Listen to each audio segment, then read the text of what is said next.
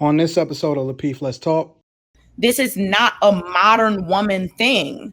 This is a thing ever since people have been getting stripped from their land, stripped of their culture, stripped of their language, all of these things, and brought over to a whole nother country. And that's not victim Olympics, that's truth. Anyways, so aside from all of that, because I didn't even get an opportunity to actually hear a lot of what she was saying, so I'm not going to reply So to that then why are you even addressing it? Because I'm not addressing you. What are you talking about? You're anyway. It's like you should have just came back and said what you had to say. Who you have grace? Let me stop. Why you doesn't have because grace? Again, hold on, fam. I'm not talking to you. But the thing that I'm emphasizing again is that I'm not even familiar with what it is that she's saying, so I'm not addressing her. Right? I know she's sassy and independent. She had a week off to think about her actions, and then we're gonna revisit it. I think a lot of people get their egos really mixed up into all this leadership things where they think it's leadership, but it's more so me. Whereas true leadership is not me. It's us. And what are we all going to accomplish, under this umbrella of leadership? I think, Kay, what I would say is don't get hooked into that Brownsville, what he spitting. Hey, Courtney, you got something you want to chime in? I was just about to ask that. Go ahead, Courtney. Yeah, I agree with the message as far as with independence is pretty much a defense mechanism, but it doesn't necessarily mean that because someone's been hurt so many times. I think majority of Black women is because we've learned how not to get hurt. So we had to be independent so we wouldn't get hurt. So that's what it is. So I've been doing a lot of reading. Shout out TJ, because she's been reading and doing some research with me.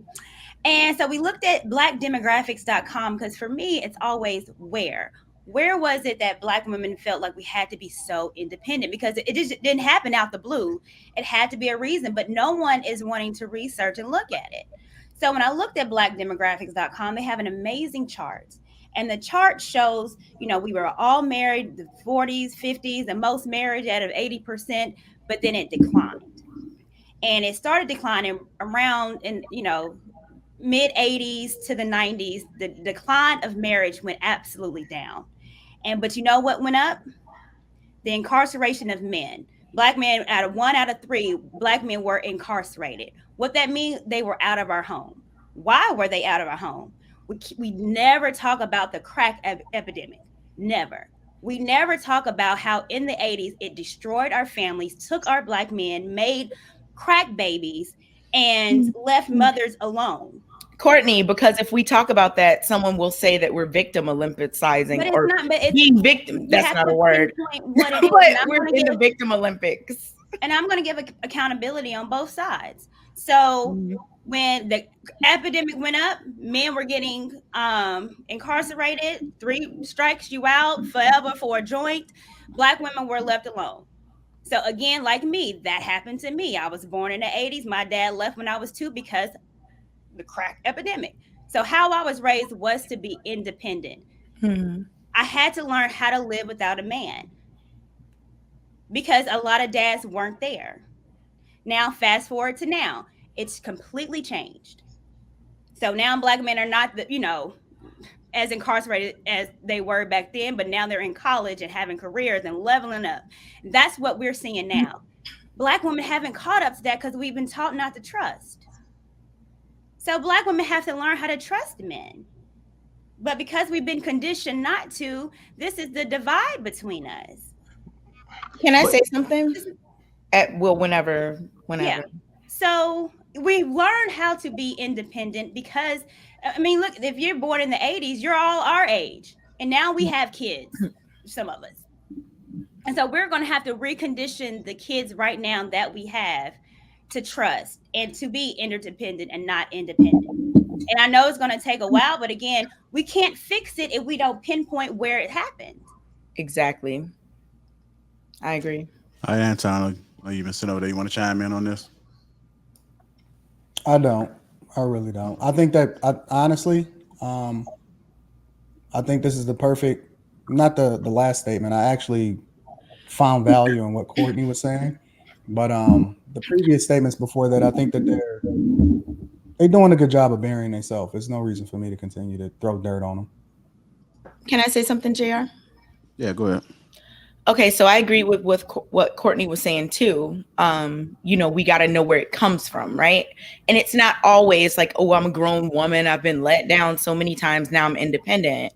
It's more so something that's been like ingrained for hundreds of years. We've seen the Black family get torn apart in many different eras, right? Through many different ways. So more recently, like Courtney brought up, like the whole prison industrial complex and Black men and how that affected them and the families and how that ripped families apart and things like this. So then women had to adapt. King brought up like women not being able to depend on men for certain things, so having to adapt. So I mean, like, it's Wolf's Law. Like, anytime like there's a weakness in an area, something else is gonna fill in for that spot, right? So it's not always that you grow up, like, because I feel like that quote that you put up kind of painted it in a way like a person has been let down by so many significant others or whatever, and now they're feeling this independent vibe. But I think it's way deeper than that.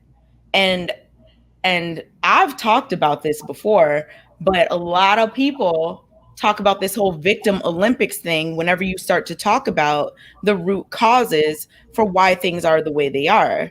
And I don't believe in the whole victim Olympics thing. I think we do need to understand as Black people why things for us are the way that they are so that we can address the proper problems and move forward accordingly. But we're not really becoming cohesive. Like, we're not agreeing. So that's where the disconnect is. So yeah, it's not, I mean, it's a deep issue. It's not as simple as, oh, my boyfriend dumped me in 8th grade, now I'm super independent. This is something that has been passed down. It's like epigenetically at this point. This has been going on for hundreds of years. This is not a modern woman thing. This is a thing ever since people have been getting stripped from their land, stripped of their culture, stripped of their language, all of these things, and brought over to a whole nother country. And that's not victim Olympics, that's truth.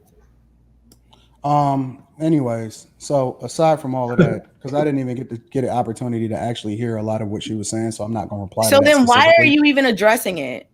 Because I'm not addressing you. What are you talking about? You're anyway. It's like you should have just came back and said what you had to say. Who you doesn't have grace. Let me stop. Why you he doesn't have because grace? Again, hold on, fam. I'm not talking to you. But the thing that I'm emphasizing again is that I'm not even familiar with what it is that she's saying, so I'm not addressing her. Right? I know she's sassy and independent. She had a week off to think about her actions, and then we're gonna revisit it.